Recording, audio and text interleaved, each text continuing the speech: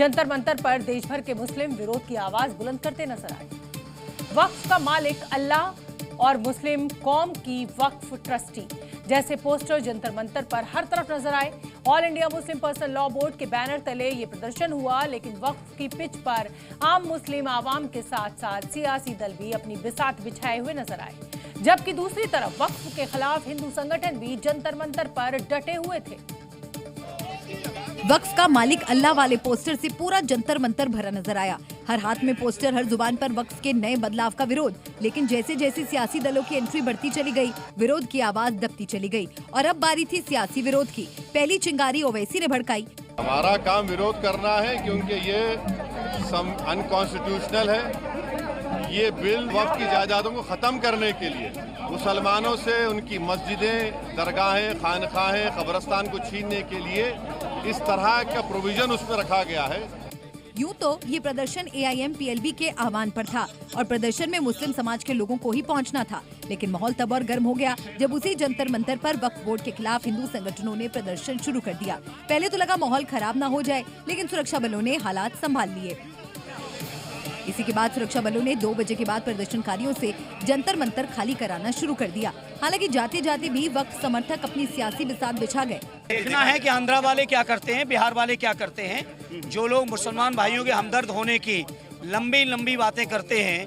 कुल मिलाकर मुस्लिम समाज अपना संदेश सत्ता तक पहुंचाने में सफल हुआ या नहीं, ये तो कहना मुश्किल है, लेकिन सियासी दलों ने वक्फ की पिच से भरपूर बैटिंग की। और यही वजह है कि वक्फ आंदोलन के पॉलिटिकल हाईजैक के भी आरोप लग रहे हैं और पॉलिटिकल एंट्री पर भी कई सवाल खड़े हो रहे हैं।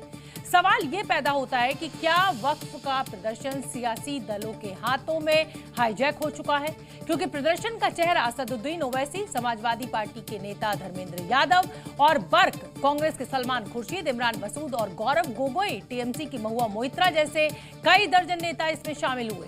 वक्फ के ग्राउंड पर सियासी बैटिंग होती देख अब तो मुस्लिम मौलाना भी कह रहे हैं कि मुस्लिम पर्सनल लॉ बोर्ड मकसद से भटक गया है।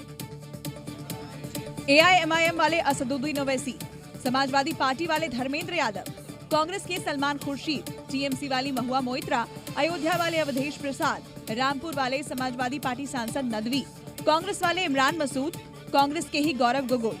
इन एक एक चेहरे को देखिए और आप ही बताइए, कोरी सियासत के अलावा इन्हें किससे मतलब है, वोट बैंक से या फिर वक्फ के हक और हुकूक से। शायद इन्हीं तस्वीरों के बाद सवाल उठा कि क्या वक्फ के बहाने all India Muslim personal law board का ये प्रदर्शन राजनीतिक दलों द्वारा हाईजैक हो गया। कम से कम मौलाना शहाबुद्दीन बरेलवी के दावे में तो दम नजर आता ही है।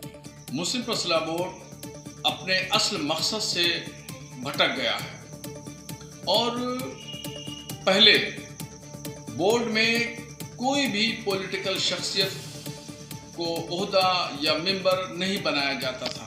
हिंदुस्तान में जितनी भी सियासी जमातें हैं, पॉलिटिकल पार्टियां हैं, वो सब मुस्लिम पर्सनल लॉ बोर्ड के मेंबर हैं। वक्फ एक बहाना है, देश में दंगे भड़काना है, आग लगाना है, वोट बैंक की दुकान चलाना है और यही इनका फसाना है।